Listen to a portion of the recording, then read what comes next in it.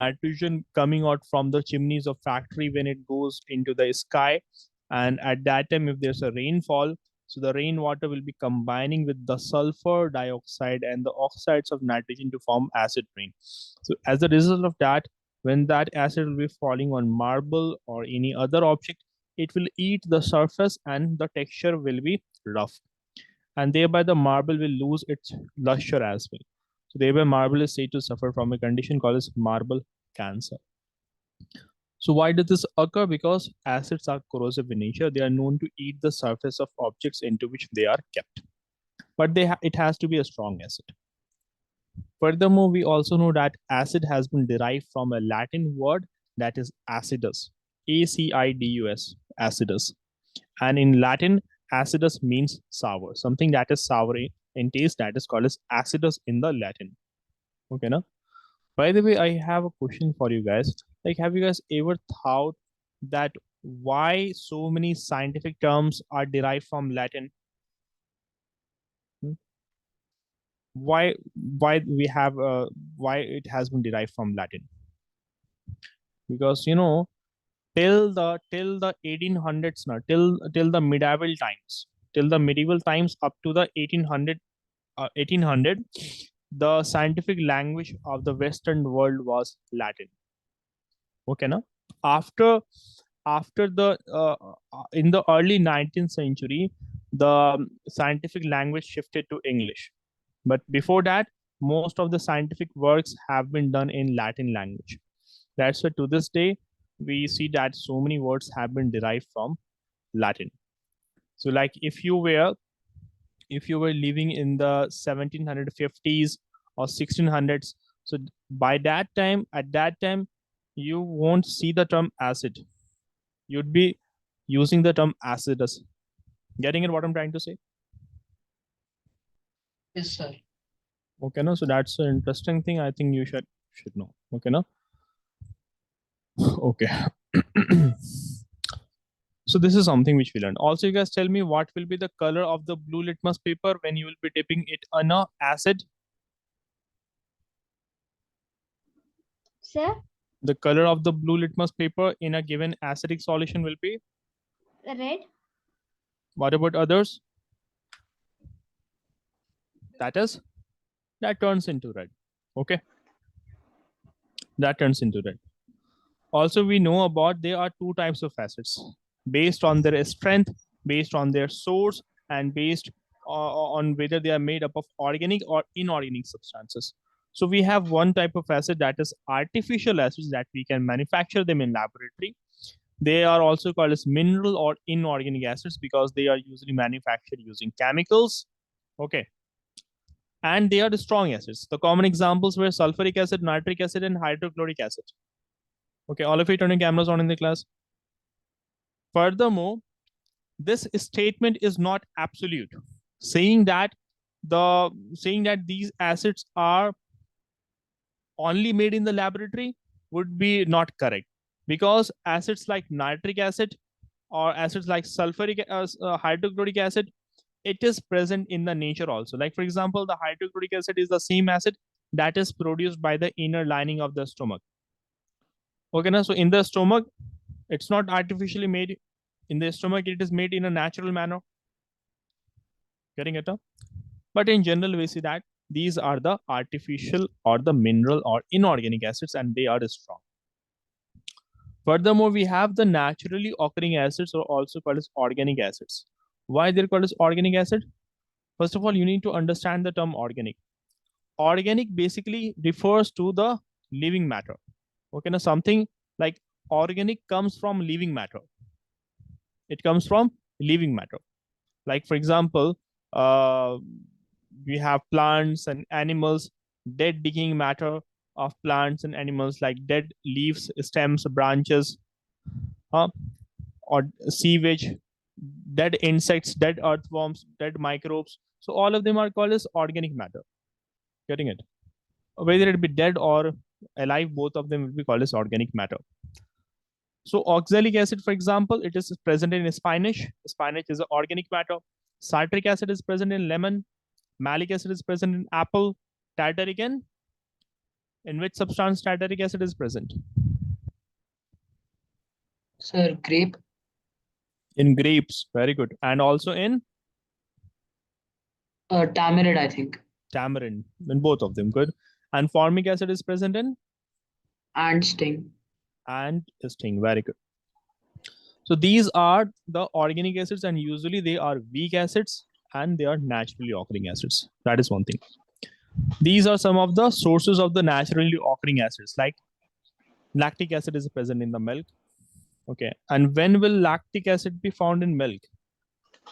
Usually when the milk will turn sour. Okay, na?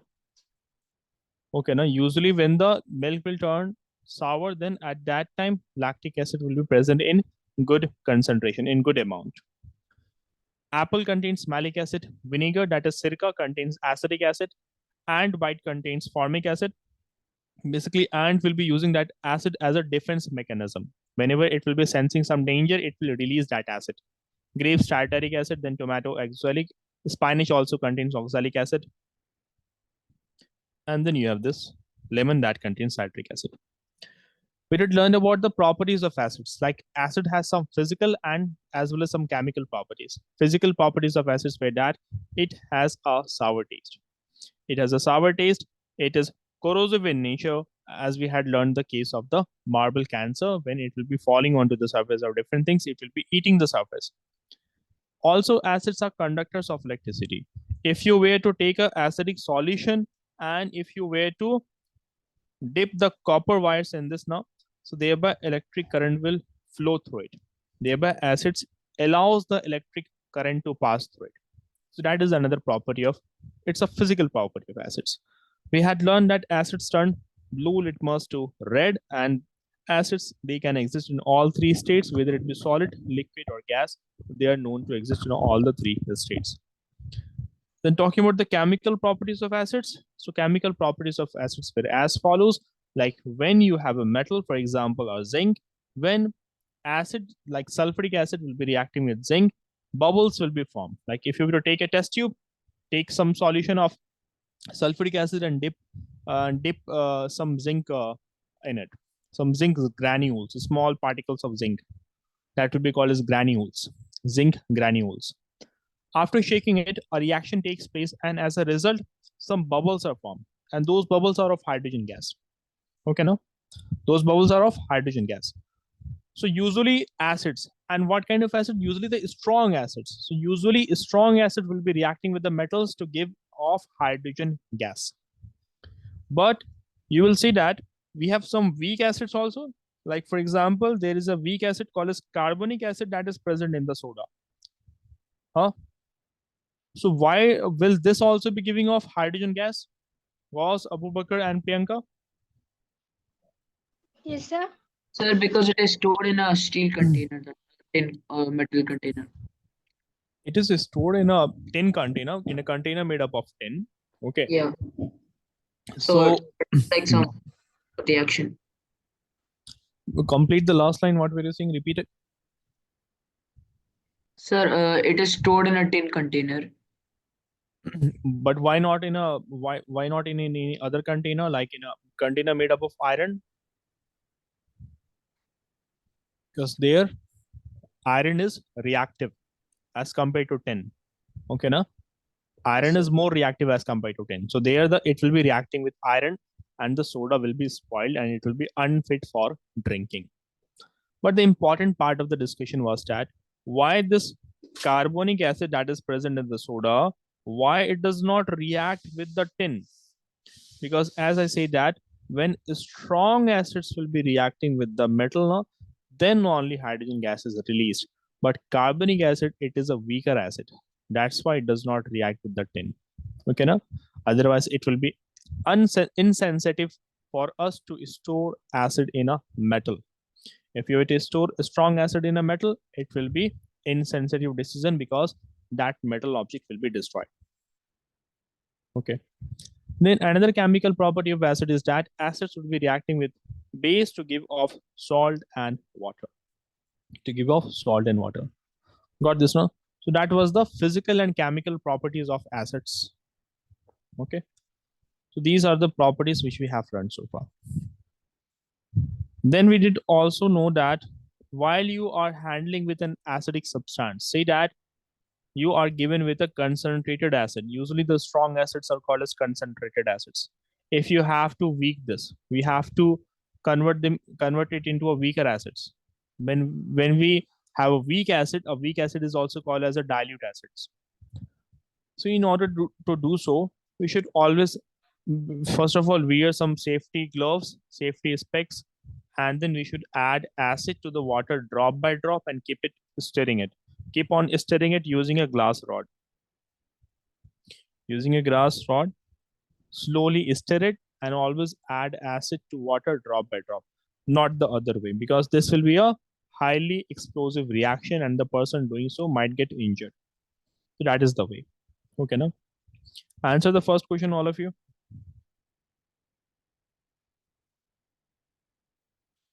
Which acid is found in the vinegar? Sir, Yes, in class 1, sir. in the class only. Sir, Yeah. it is acetic acid. What about others? Yeah, guys, that is correct. Abu Bakr, you also answered this. So the answer is option number C. Okay, now you guys just give me a minute. I will be resharing my screen in a minute. Okay, now. Okay. Meanwhile, answer this question. What is that Latin term from which the word acid is derived? Acid is derived from a Latin word. Yes, guys, Abu Bakr and Priyanka, what is that Latin word? Sir, Sir, acidus. Acidus. What about others? Yeah, Priyanka, yes, sir. that is acidus. Okay, now? Good.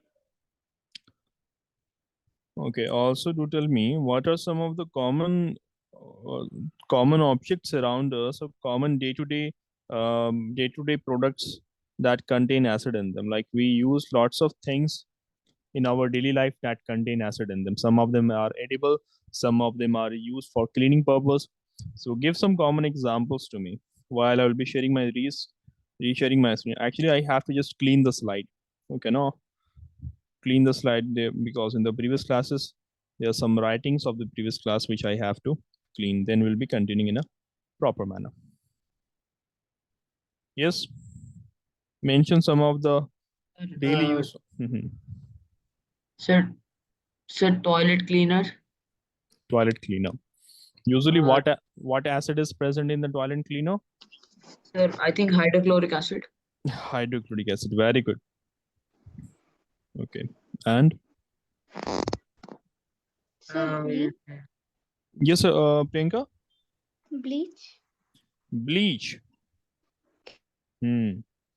Certain type of bleach also contains acids. Good.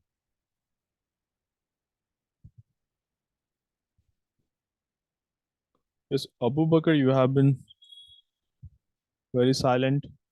By the way, spelling of the acidus is not ACIDIS. It is ACIDUS. Okay, guys. Okay, sir. Okay, Priyanka, you tell me. In the chapter, we had learned about bases also. What effect will base have? What effect will a red litmus paper have on a base? Sir, blue. It will turn blue. Okay. By the way, Abu Bakr, you tell me what is the natural color of the litmus paper?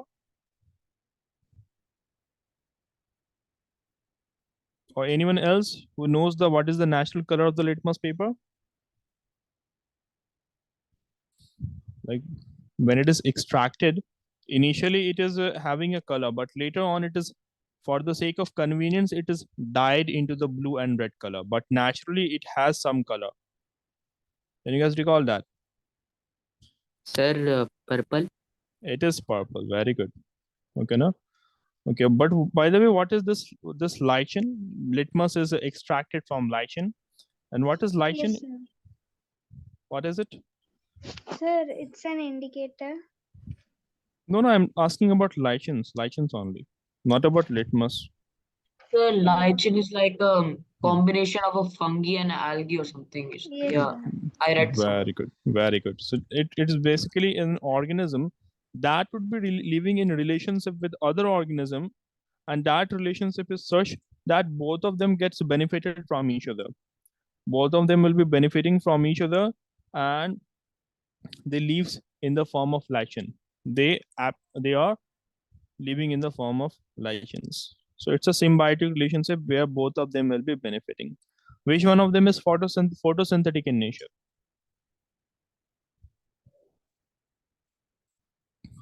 Yeah. Which one of them is photosynthetic in nature? It's alga, no? So alga are able to do photosynthesis. So in the process of photosynthesis, they prepare the food. And we know fungus are good absorbers of water. So fungus will be providing water to the alga will be providing food to the fungus. So both of them are helping out each other, because that was the case of this lichen. By the way, we are going to come back to this topic. I have one more question. Apart from lichens, what are some other examples of symbiotic relationship apart from that lichen? Yeah, where two organisms would be benefiting from each other. Um,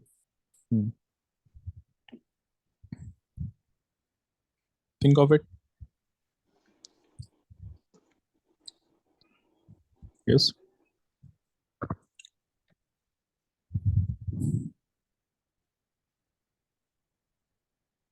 Yes, Priyanka was Abu Bakr. Sir, I don't understand. My question is now, we have one example of symbiotic relationship that was lichens. In lichens, we have fungi and algae, both of them will be living together in a relationship. Both of them help out each other. Fungi it provides water, alga provides food. So where both of them are benefited. Do we have any other examples of symbiotic relationship where the two organisms would be benefiting from each other? Yes, we have several examples. We have the example of honeybee and the flowers. The honeybee will be getting the nectar from the flower, and in return, it will be helping the flower by pollinating the flower. You guys have learned about pollination in your previous classes, yes, sir. right? Yes, sir. Insects are one of the pollinating agent now. Flower has to be fertilized. Only then it will be converted into a fruit. So pollination is important, and in that, insects will be helping it. Okay, na? So that is one thing. Then we have some other examples, like there are some trees on which alga would be growing. On the bark of some trees, alga grows. So that will also be an example of a symbiotic relationship where we will get to see that the alga will be helping the tree, okay, now, while the tree will be helping the alga. So nutrition will be exchanged between them. Nutrition will be exchanged between them. We have one common example of the corals and the fishes. Okay, now, so with the corals would be providing the home to the fish, the shelter to the fish, and the fish would be eating the seaweed that can harm the corals. You guys know what is corals or not? Corals or not?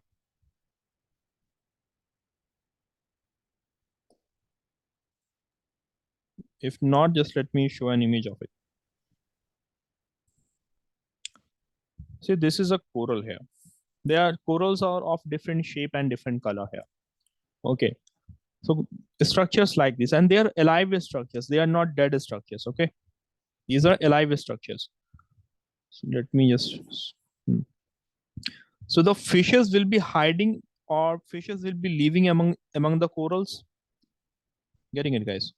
So the one that you see over here, this is a coral, and this is also a coral in which the fishes would be living. So corals would be providing shelter to the fishes, and how the corals are what the corals are getting in return. So in return, the fishes would be eating the seaweeds that can harm the corals. Seaweeds, SEAWWED. So seaweeds, it can harm the corals, but the fishes will be eating them. Seaweeds, you guys might have seen this, like in images, in videos, you might have seen this. This is what a seaweed looks like. Seaweed. This is a seaweed. Getting it, guys? This is a seaweed, and it can harm the coral, but the fishes will be eating it. So aren't the two organisms benefiting from each other? Yes, sir. Understood, all of you know? Okay, let us get back to what we are supposed to discuss.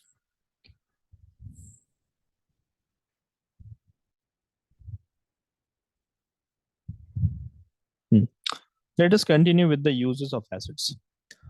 So in our daily life, like there are lots of products in which acids are present, like the aerated drinks that we drink that contains carbonic acid. The battery, in the manufacture of battery, the acid that is used there is sulfuric acid. Remember what we have learned about acids? In the physical property, we learned that acids are good conductors of electricity. So thereby being a good conductor of electricity, it will be used in the battery. Particularly sulfuric acid is used in the battery. It is also used in the manufacture of paint as well. Then you have this tartaric acid that is used in the manufacturing of wine. Nitric acid is particularly used in manufacture of fertilizers. And then this hydrochloric acid, it is produced by the inner lining of the stomach's wall that helps in digestion by breaking down the food particles, and also it kills the bacteria that might have entered in the stomach along with the food.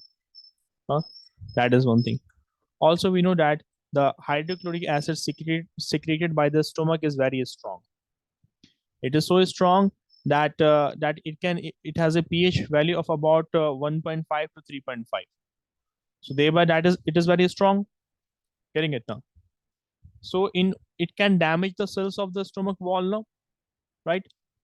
So but to protect the inner lining of the stomach, the glands present in the stomach secretes mucus, which will neutralize the acid before it can damage the wall of the stomach. And this hydrochloric acid secreted by the stomach is so strong that it can dissolve a piece of iron nail. This is how strong it is. So the glands present in the stomach wall, it will secrete mucus, which neutralizes the effect of this hydrochloric acid. Okay. Now? By the way, you guys tell me, what is the other function performed by HCl other than killing the bacteria that may be present in the food? What is the another function performed by hydrochloric acid other than killing the bacteria? What other function does it perform? So it helps in digestion. Yeah, that is obvious that it is helping in digestion. But specifically, what does it do? Sir, it can dissolve solids. Okay.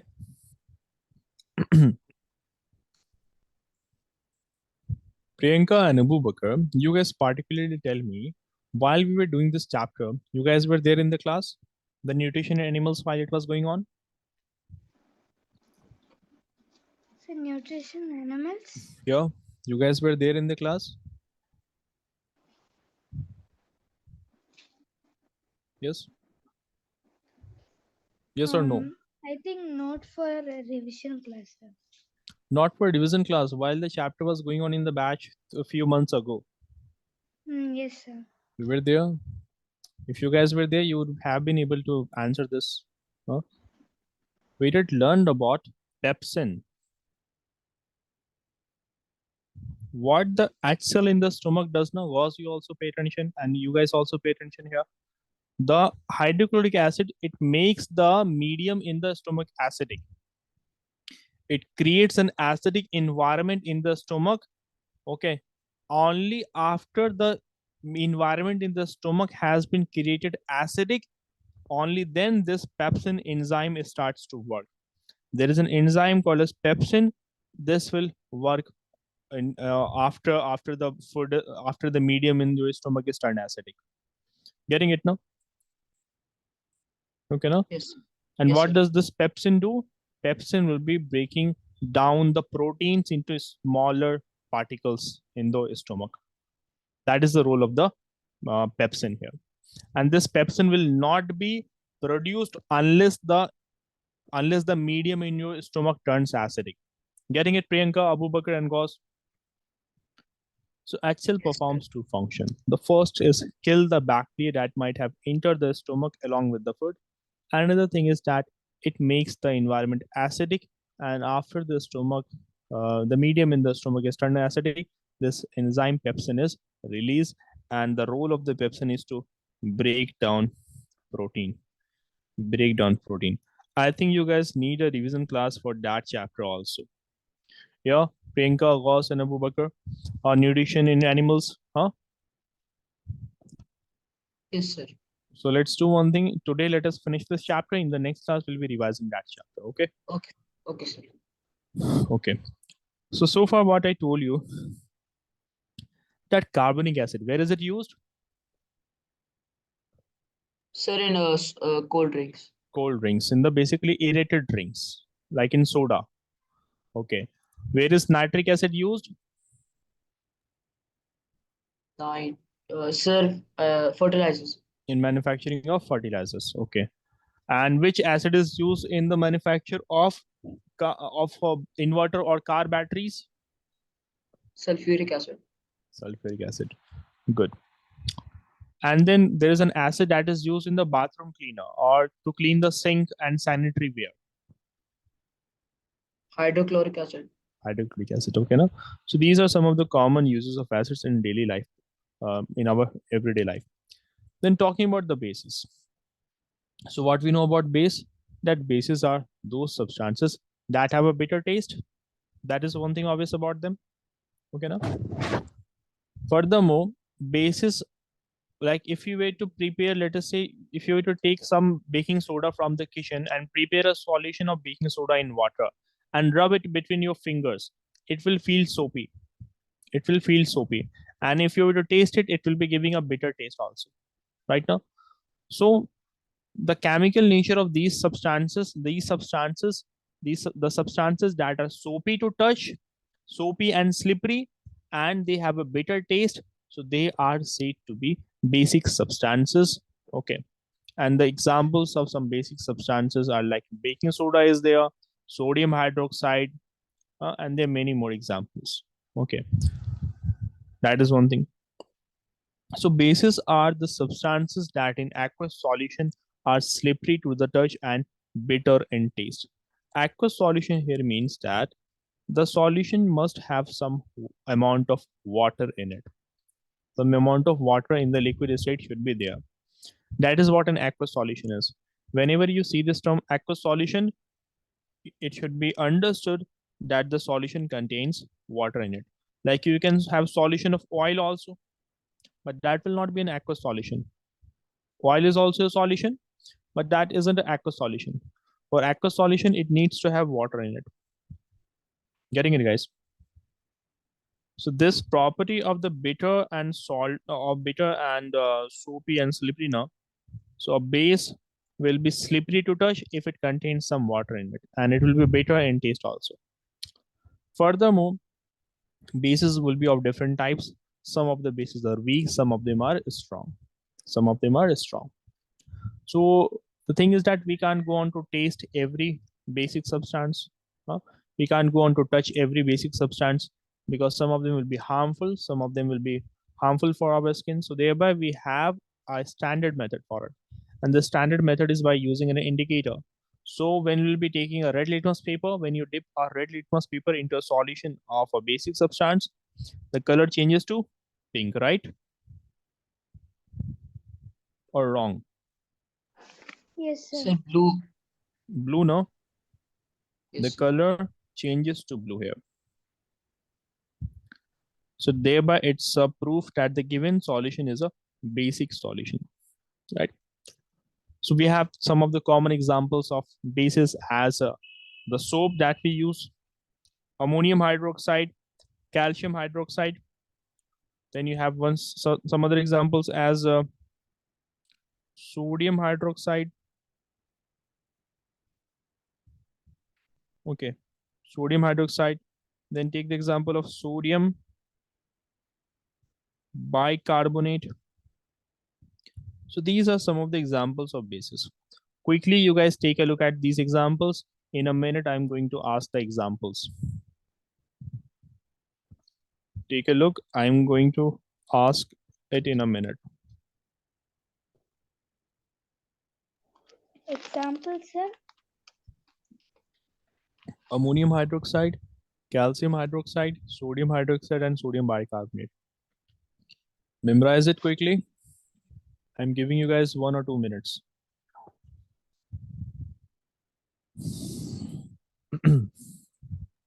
Sir, you need examples for that answer? You have to just memorize the examples of these bases. I am going to ask in a minute. Okay. Just take a quick look at it. Calcium hydroxide is there. Ammonium hydroxide. These are some examples. Okay.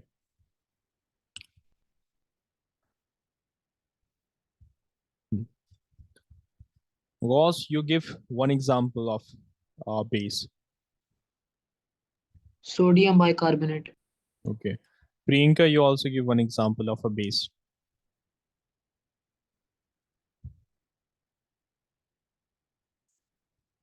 Priyanka, give one example of a basic substance.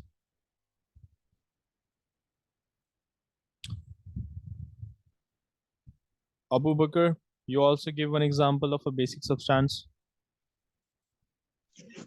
Sir,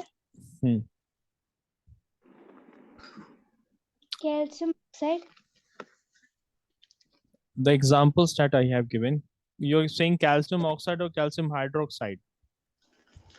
Hydroxide. Okay, good. Yes, Abu Bakr. Potassium hydroxide. Potassium hydroxide, very good. Okay, so these are some of the examples of bases which we have. Okay. Furthermore, we see that not all the bases are soluble in water. There are only some of the bases that can be dissolved in water. Getting it? And those bases that you can dissolve in water, they are called as alkaline. Okay, no? They are called as alkali or alkaline, basically. Getting it, guys?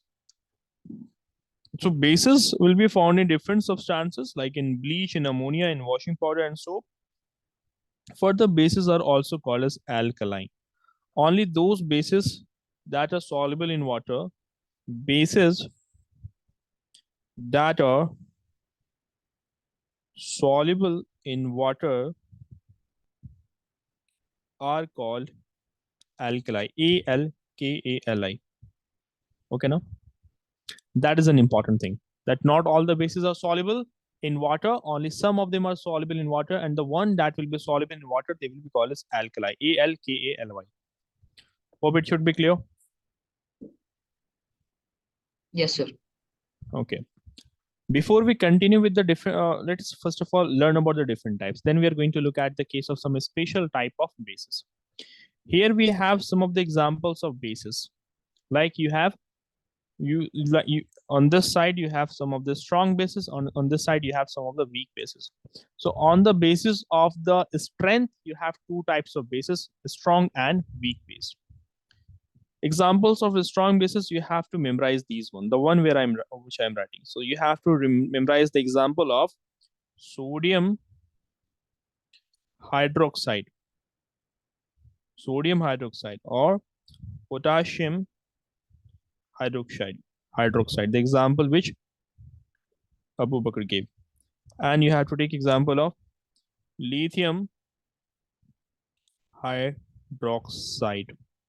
These are some of the strong bases.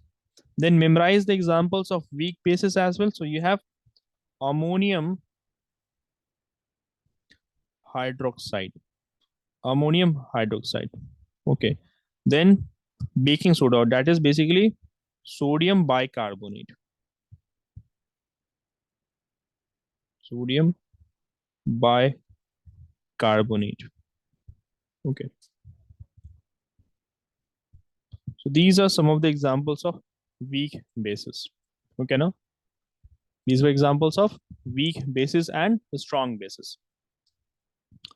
Now, a very interesting question is that how do we categorize them as one is strong, one is weak? One is strong, one is weak. So the thing is that the main difference between this strong and the weak base lies in like how much amount of ions they will be producing when they are added in water. When they are added in water. Basically, try to understand it in this manner. Say if you were to take a beaker, take a glass beaker, and take some powder of sodium hydroxide. Let us take this NaOH. Okay, now that is sodium hydroxide. What am I telling you guys right now? I am trying to explain what is the basis of classifying them as a strong and weak basis. There must be some criteria upon which they have been classified. It's not like one day a scientist woke up and he put these in the left column and these in the right column. Not like that, no? So there must be some reason behind this. So if in addition with water, if this sodium hydroxide, what we observe in the case of sodium hydroxide, it completely breaks up. It completely breaks up into Na and OH minus, Na plus and OH minus particles. So it breaks up into positive and negative ions and it completely breaks down. Nothing is left, all of it breaks down into these particles. So that was considered as a strong base. You guys are not required to write this one. I'm just telling you this as a general awareness thing. Okay, guys, Priyanka and Abubakar. Okay, sir. Yes, sir. So completely breaks into the particles. But when I take the example of this weak base, now for example, ammonium hydroxide, that is NH4OH. So it partially breaks down. It does not completely break down. So it partially breaks down. That's why it is considered as a weak base. Hope this should be clear. Okay, now? Yes. But the important thing is you have to memorize the examples. The examples might be asked in the exam. Okay, now? So sodium hydroxide, potassium hydroxide, and lithium hydroxide. Okay, now it's simple. Just remember the names of sodium, potassium, and hydroxide, and lithium, I mean to say. And after that, you have to add the term hydroxide. It's not that difficult. Okay. Give example of a strong base. All of you. At least one example should be coming from every one of you. Sodium hydroxide. Good. Priyanka?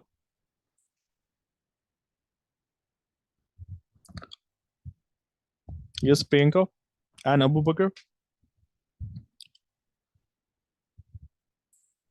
You guys are not paying attention in the class?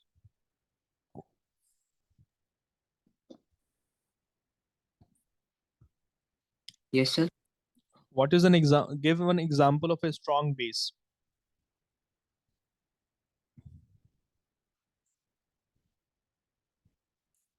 Yes.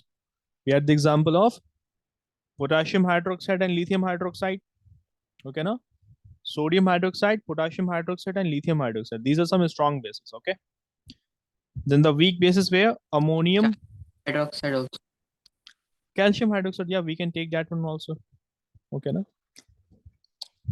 But usually it's a I think calcium hydroxide, it's a weak base actually, not a strong base. Okay, now calcium hydroxide, no, we can't take that one. Actually, it's a weak base.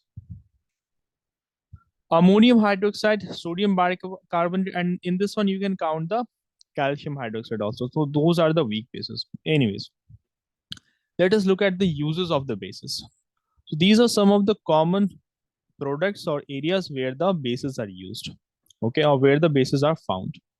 So like sodium hydroxide is the base which is used in the manufacturing of soaps. Sodium carbonate is used in the manufacturing of the washing powders, that is detergents. Many bases will be used in the laboratory. Then ammonia, which is a base that is used in manufacture of fertilizers. Sodium fluoride is another base used in the manufacture of toothpaste. And the base calcium hydroxide, which you were mentioning, it is used in the manufacture of cement. These are some of the uses of base. Have a look at this one as well. So bones Bases are used in manufacturing of soap, toothpaste, paper, and rayon also. Rayon is a synthetic fiber. It's a synthetic cloth. Furthermore, bases are largely used in the baking industry also. What basis is used in the baking industry? It's the baking powder. But baking powder is a common name for sodium bicarbonate. Okay, now sodium bicarbonate has a household name called as baking powder. Is that clear to everyone? Yes, sir. Furthermore, some bases are used in manufacturing of bleaching powder also, and even in the cleaning products, some of the bases are used. It is used in cleaning of sulfur dioxide. Okay, that's an invalid point here. Let me just say, not this one. Furthermore, it is used in the whitewashing of the walls. This is a special case which we are going to learn. Okay, now how it will be used in the whitewashing of the walls. Further, it is used in detergent manufacturing. Okay, in the detergent manufacturing, which one is used? Is it the sodium hydroxide or is it the sodium carbonate, Na2CO3? Is sodium carbonate used or is the sodium hydroxide used? So sodium hydroxide. Sodium hydroxide you are saying. What about others? Is both sodium hydroxide and sodium carbonate used in detergents or only one of them? Although both of these bases have many industrial applications, okay, now they will be used in lots of areas. Okay, also as you say, as you think sodium hydroxide, that is also true. If you were to say sodium carbonate, that is also true. In fact, both of them are used in the production of the detergent and soap. Getting it now? So bases like sodium hydroxide and sodium carbonate are used in the manufacturing industry, basically in the manufacturing of detergent and soaps. Got this now? That is one thing. Also, you know that the sodium carbonate, it is even added in the swimming pools and in the aquarium also. In the aquarium, this is also added. In the swimming pool, this is also added to maintain the adequate pH level in the water body. If the pH of, if let's say if the water is very acidic in nature, later on I think all of you would be able to relate it with the concept of neutralization. What we know about neutralization: acid and base react to give out salt and water. Or say if something is very acidic, in order to neutralize it, what should I do? If something is acidic, in order to neutralize it, what should be added to it? Add base. Add base to it, no? Right now, fundamental concept, a basic thing. So thereby, if the pool water, if the swimming pool water turns acidic, so thereby sodium carbonate will be added in it to make it neutral. So it has applications there as well. Anyways, so these are some of the uses. Getting it, guys, now? I have star marked this whitewash because we have to learn about this. Okay, now? So let us get into this. Let us learn about this. Okay. Okay, so let me tell you the whole thing. Basically, you might have seen that in villages or like today also, like when the whitewashing is done in the walls now, so you might have seen the worker would be applying a white paste on the wall with using a metallic plate like a structure. He would be applying a thick white paste on the wall, and that application of that thick white paste on the wall is called as whitewashing. So there, the substance, the chemical that will be used, we are going to learn about that. Okay, now? But first of all, you guys take a look at this. You might have heard of this stone by the name of limestone. What type of a stone is this? Is this igneous, metamorphic, or sedimentary? Sedimentary. It's a sedimentary rock. And its chemical composition is calcium carbonate. Okay, and it is made up of calcium carbonate. Now this calcium carbonate is further broken down. Calcium carbonate, first of all, it will be heated. We are going to heat this. So when we heat this now, after heating it, we obtain calcium oxide plus carbon dioxide from it. But the main product here is the calcium oxide, that is CaO, calcium oxide. So we have this stone, it will be heated and we'll be obtaining this calcium oxide plus carbon dioxide, gas is released. Also take a look at this calcium oxide stones. Okay, now this is the calcium oxide, by the way. That is the stone of calcium oxide. Getting it? Now this calcium oxide is also known by a common name called as quicklime. We have a common name for it called as quicklime. So keep that thing in mind. You have calcium carbonate, with heating, you have broken it down into calcium oxide and quicklime. Basically calcium oxide and carbon dioxide. Quicklime is the name for calcium oxide. Okay, now? So now I have taken some rocks of calcium oxide and now I'm going to add some water in it to prepare lime water from this calcium oxide. So we have taken this some calcium oxide in this. Take a look at this.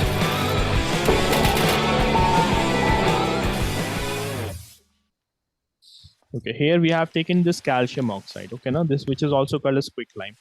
We have added water and note down the reaction will give out too much of heat. Also pay attention to this. You have this calcium oxide. What is this? Can anyone tell me? Water. Water, sir. And what is the name of this compound?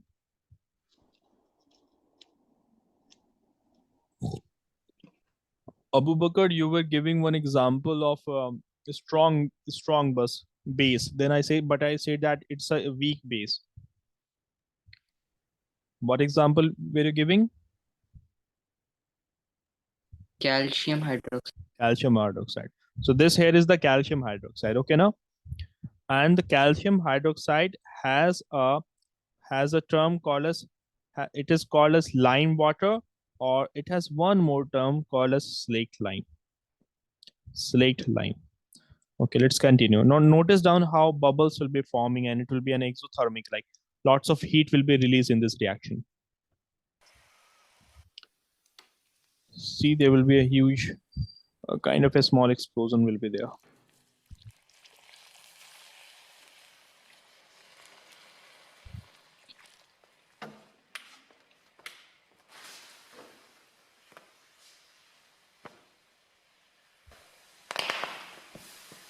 So you can see the explosion here. Okay, now also you guys can guess like why it has been kept in water, like why this tumbler or bucket like structure, it has been placed in another water filled body so that it does not break up. Okay, now, so that it does not spill and it does not break up. Okay, now, because lots of heat will be given off, so because of this body in which it has been kept, it might break. Okay, now it might break. So that's why, to lower down the temperature, it has been dipped into the water. So starting from that sedimentary rock, that is the calcium carbonate, to this formation of slaked lime. Is all the process clear? Yes, Gauss, Prink, and Abu Bakr. Yes, sir. So we had taken this calcium carbonate, that was the limestone basically. We heated this. Upon heating it, we got calcium oxide and carbon dioxide. Now calcium oxide, we are adding some water in it. So when we add water, explosive reaction takes place and we get a thick paste, and that thick paste will be applied on the wall. And what is that thick paste? That thick paste is nothing but this calcium hydroxide. Now, another interesting thing happens here. I have, let us say, a wall. On that wall, I have applied a paste of the calcium hydroxide. Okay, so you have applied a coating of calcium hydroxide on this wall.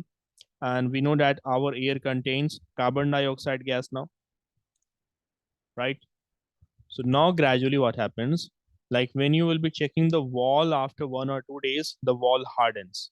That coating, it becomes hard. Why does that happen? Because calcium hydroxide reacts with the carbon dioxide. And there, this is what happens. This is what will be happening. The calcium hydroxide, it reacts with the carbon dioxide in the air to form calcium carbonate plus water will be evaporated. Okay, now, so we have came back to this calcium carbonate again. We started our discussion from calcium carbonate, and we